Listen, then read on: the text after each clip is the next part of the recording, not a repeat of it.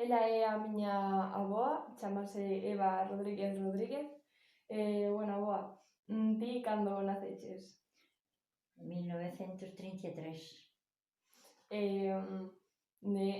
Nos anos que a ti che tocaba estudar, como eran os teus, o sea, como estudabas? Eu empecé a ir á escola xa tiña 10 anos. Xa tiña 10 anos. E logo non podía ir á escola porque tiña que andar diante das vacas a labrar. E só iba un día, unha vez ao día, no inverno, só unha vez ao día, logo non iba. Logo non iba porque tiña que traballar, bueno. E logo, iso foi a doña Rosia. Logo era unha señorita Amparo, que estaba no sitio de doña Rosia, porque doña Rosia xa era de moita edad. E esas son as profesoras As profesoras primeiras. Logo ve a señorita Marucha, que era filla da doña Rosia, que daba escola en Estás, e logo veo dar aquí. Porque ti estudaches aquí en Goián. Si, aquí en Goián. E logo ela con pena, que me daba de min porque me querían moito, e morreu, tiña xa 100 e non sei, nin sabía ela os anos que tiña, e ainda me chamaba Eviña, porque me quería tanto que me chamaba Eviña. Resulta que ela estaba me dando escola e eu xa tiña 18 anos. Dábame escola a min de pena que lle daba porque non sabía. Claro, non fora. Claro, non podíades estudar porque había que traballar. Había que andar diante das vacas e máis traballar. Resulta que, porque eu criei-me sin pai, que o meu pai fora á guerra. A miña nai tiña 16 anos cando naceu eu. E logo faloume don Manuel Fernández, que era catedrático en Santiago, faloume para ir a atenderlle dunha filla que tuvo, que se chamaba Merceditas, ainda vive, ela ainda vive, eles xa morreron. E fun por 3 meses, resulta que estuve 3 anos e 3 meses, porque me casei, pero eu iba lá a escolas dominicales, aos domingos, íbamos á escola, primeiro fomos aos jesuítas, logo xa íbamos ás monxas, logo éramos unhas cortainas.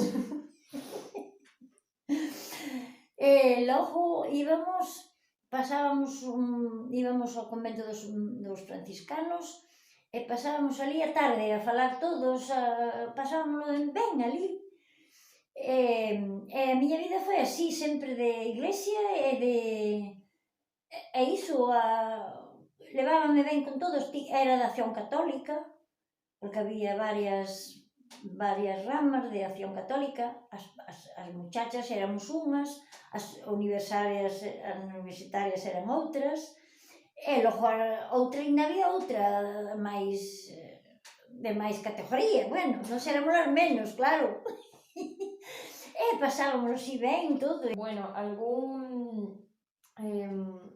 que materiais usabades? Porque nos agora, pois, usamos o ordenador, usamos cadernos, bolígrafos, pero ti que usabas? Nos usábamos pluma, tinteiro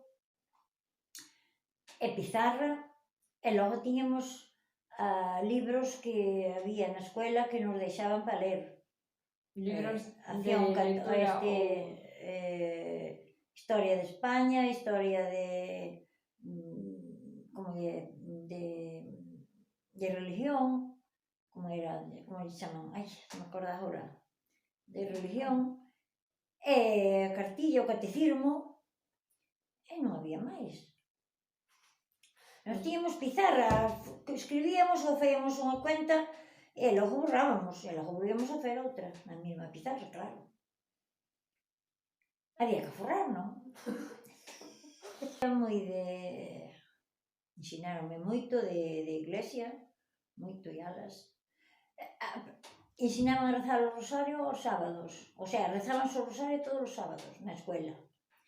Pero eu non aprendín a rezar o rosario na escola, eu aprendín a rezar as vacas, a pastar as vacas. Ai, non. Aprendín primeiro os misterios, os de gloria. Logo os segundos, Logo de nacimiento de Jesús e logo da pasión. E logo aprendín a letanía en latín, pero logo veo en castellano e tuve que aprendelo en castellano. Esa é outra, porque nós agora temos asignaturas en castelán e outras en galego. Ajá. Pero vos, en que lingua estudabades? En castellano. Todo? Todo. Todo en castellano, nada de galego. Pero non sabíamos falar o galego a moda de Joián. Le dixeronte algunha vez algo por falar en galego e que todo fose en castelán? Non, porque Goián ten un dialecto especial. Ai, que risa. E ese agora digo que iba. E a cantar enseñaronte na escola? Ou aprendeches ti? Non, había... Tiñamos o coro. Ibas ao coro? Tiñamos coro que logo cando...